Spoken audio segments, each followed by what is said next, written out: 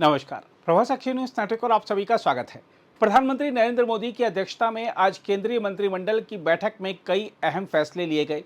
सूचना और प्रसारण मंत्री अश्विनी वैष्णव ने एक संवाददाता सम्मेलन में सरकार के इन फैसलों की जानकारी दी।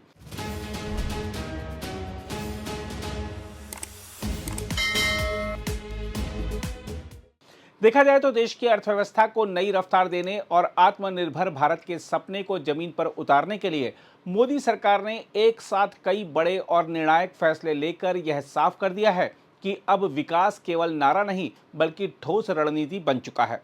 उद्योग, ऊर्जा, आधारभूत संरचना और किसानों के हितों को एक साथ साधने वाली यह श्रृंखला देश की दिशा बदलने की ताकत रखती है।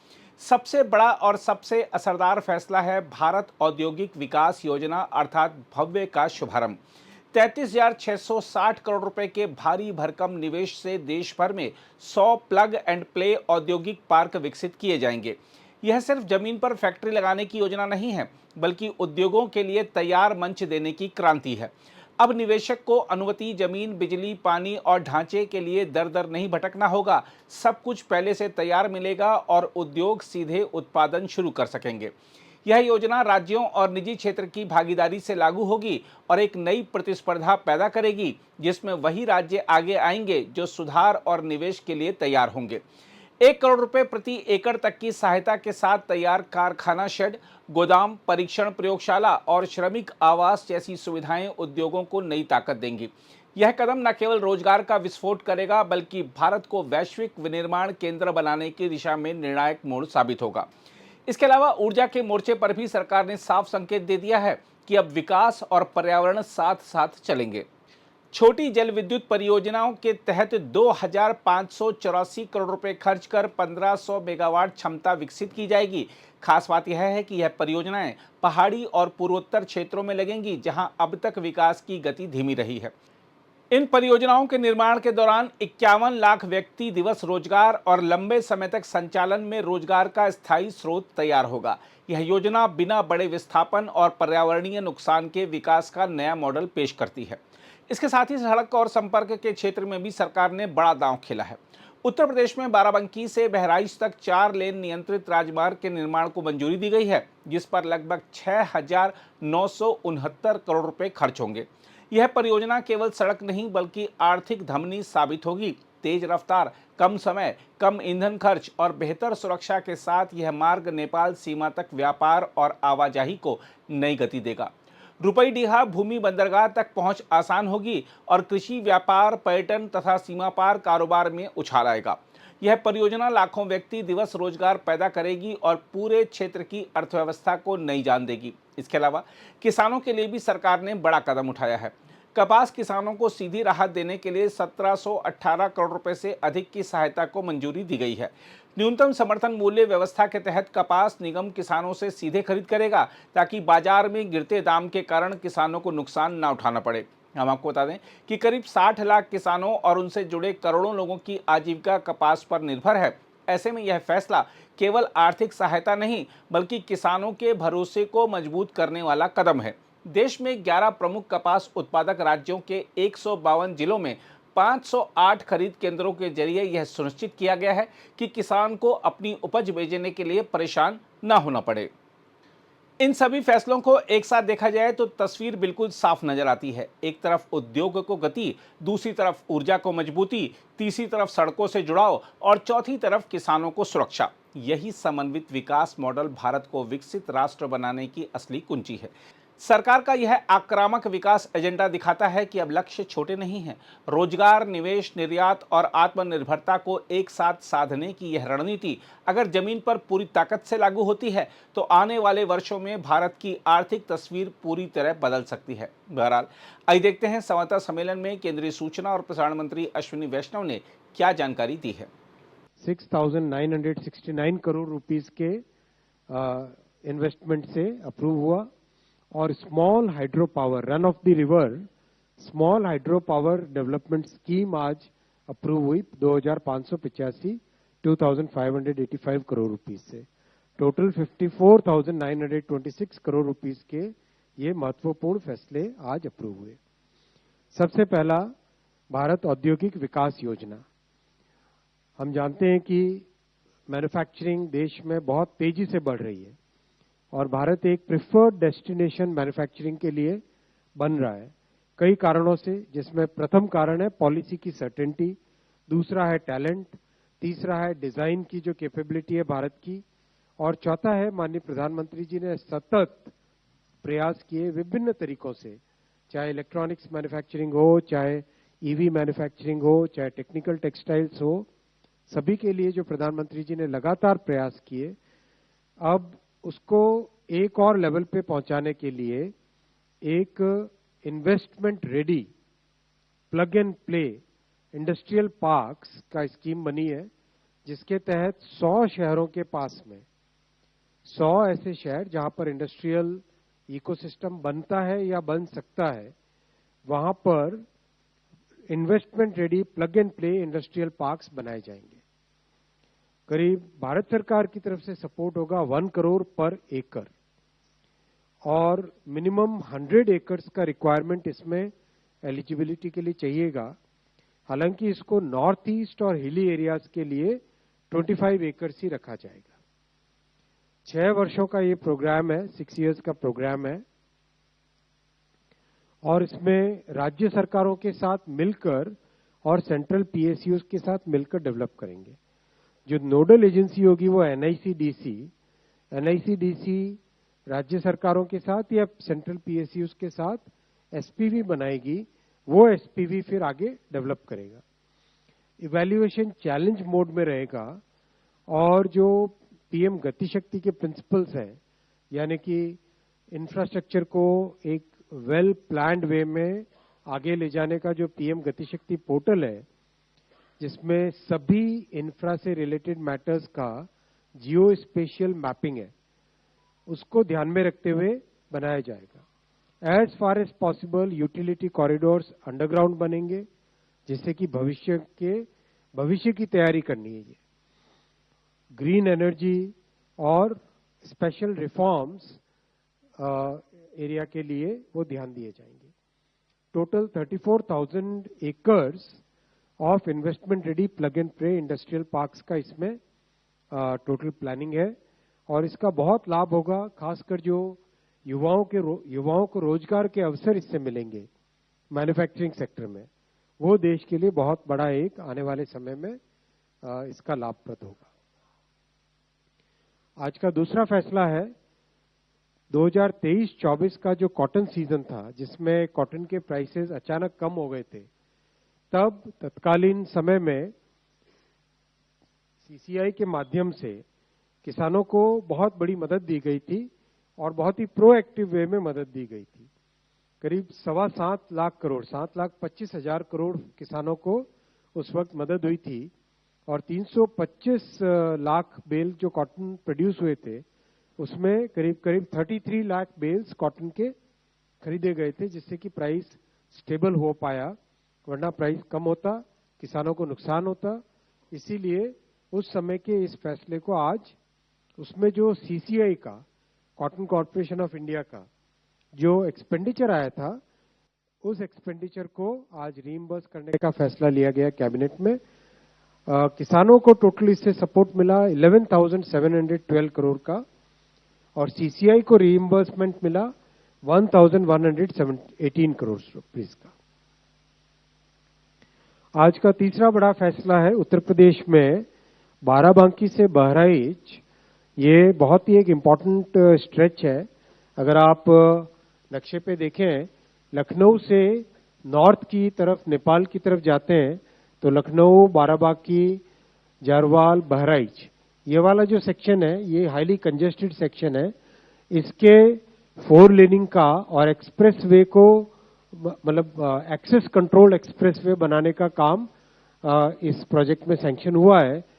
अब तो उत्तर प्रदेश में Ganga expressway, Purvanchal expressway, Yamuna expressway की धरती बन चुका है। तो इसमें एक और एक्सप्रेसवे इससे जुड़ेगा बाराबांकी से बहराइच।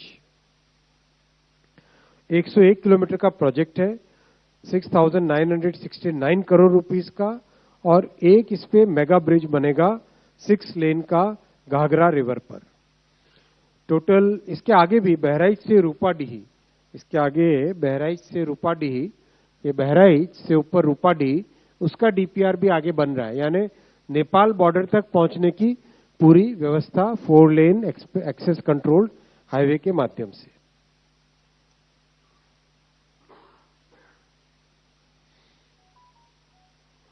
ये कंप्लीट जो बाराबांकी, बहराइच, गोंडा, बलरामपुर और नेपाल की तरफ जाने वाला इस रास्ते में, इस हाईवे से जो ट्रेवल टाइम है 3 आवर्स, वो 1 आवर रह जाएगा। बहुत ही अच्छा इसका बेनिफिट मिलेगा। श्रावस्ती एयरपोर्ट और बुद्धिज्म से रिलेटेड बहुत सारे यहाँ पे टूरिस्ट और जो श्रद्धा के स्थल हैं वहाँ पे कनेक्टिविटी इस प्रोजेक्ट से बढ़ेगी। और बहुत अच्छी इंडस्ट्रीज है उधर, agro, sugar, textile, logistics parks हैं, फार्मास्यूटिकल्स आ रहा है और बहुत सारे एक्सपोर्ट ओरिएंटेड इंडस्ट्रीज भी इस एरिया में आ रही है पूर्वांचल में। तो इसका बेनिफिट, इस हाईवे का बेनिफिट मिलेगा। एक आज एनवायरनमेंट के पॉइंट ऑफ व्यू से बहुत ही महत्वपूर्ण फैसला लिया गया है, वो है small hydro power development scheme.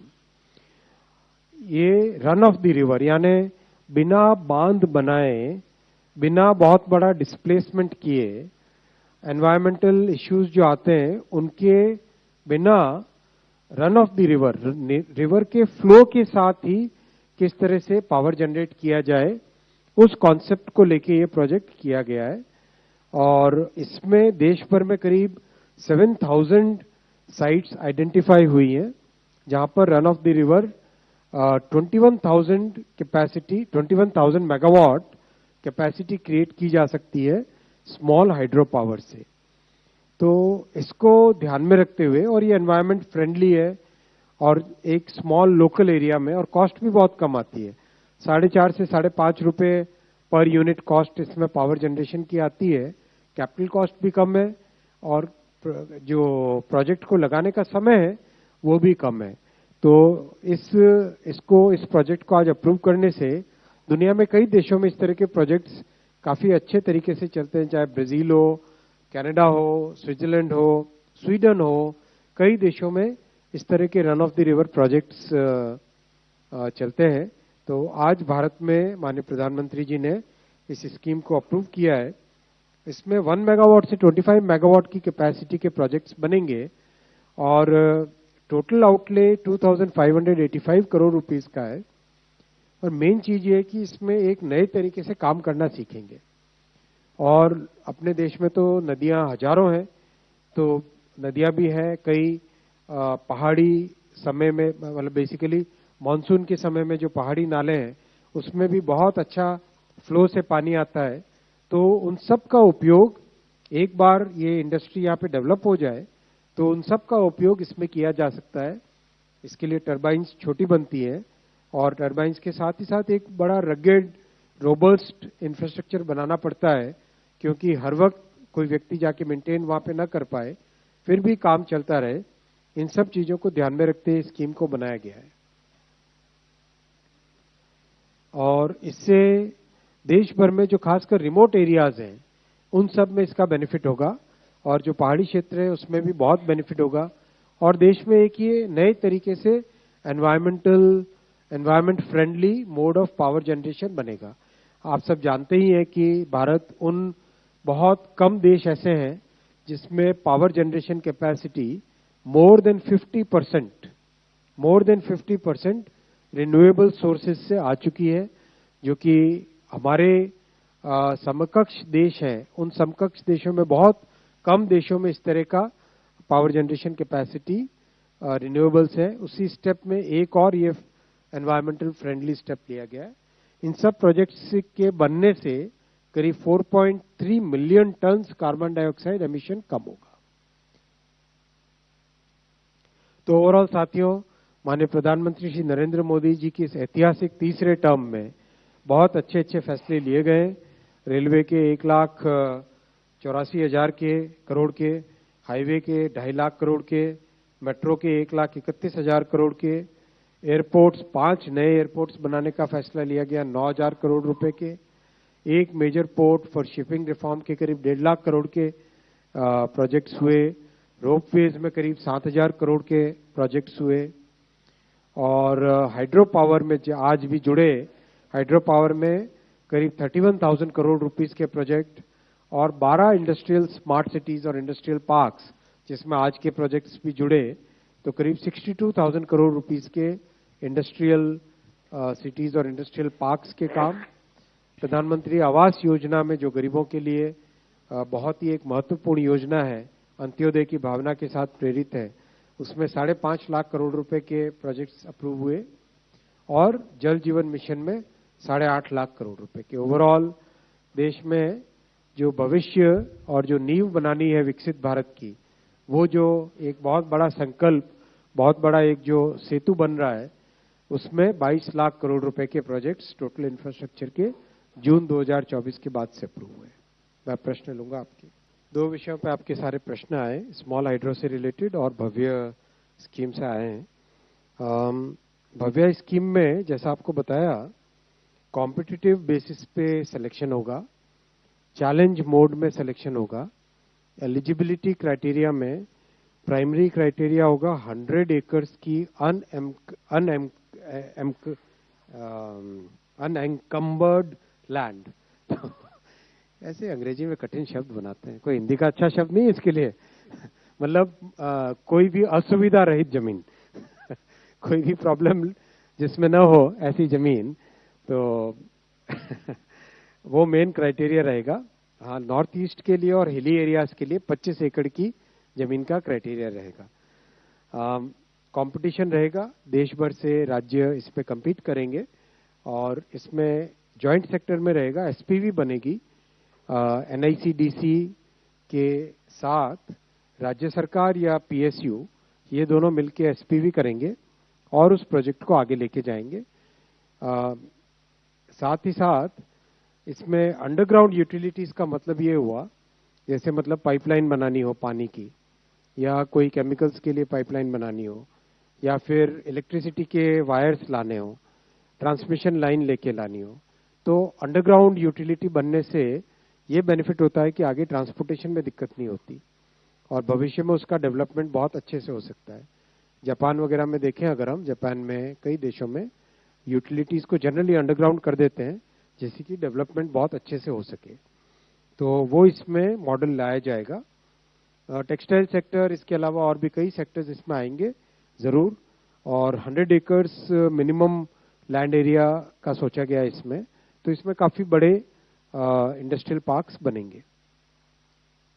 Employment बहुत जनरेट होगा इसमें, करीब करीब अगर ऐसा स्पेसिफिक, क्योंकि इसमें इंडस्ट्री एग्नोस्टिक है, ये किसी भी पार्क में किसी भी तरह की इंडस्ट्री लग सकती है और कहीं पे कोई राज्य डेडिकेटेड भी बनाना चाहे तो डेडिकेटेड भी बन सकता है।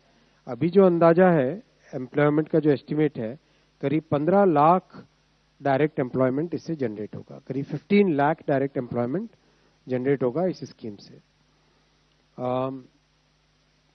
करीब करीब सारे राज्य कवर होंगे ही होंगे। हाँ, ये जरूर है कि जो राज्य प्रोएक्टिव होंगे डेफिनेटली उनको इसमें बेनिफिट रहेगा। कंप्लीट लाइफ साइकिल का सपोर्ट करने का इसमें थिंकिंग है, साइट सिलेक्शन से, उसकी लोकेशन से रिलेटेड, डीपीआर बनाना, कनेक्टिविटी प्रोवाइड करना, यूटिलिटीज सारी देना, सिंगल विंडो क्लियरेंस की फैसिलिटी वहां पे करना। बेसिकली जो बड़े मैन्युफैक्चरिंग देश हैं दुनिया में, उसमें जिस तरह का एक मॉडल चलता है उसी तरह का मॉडल इसमें बनाने की स्कीम इसमें ध्यान दिया गया है।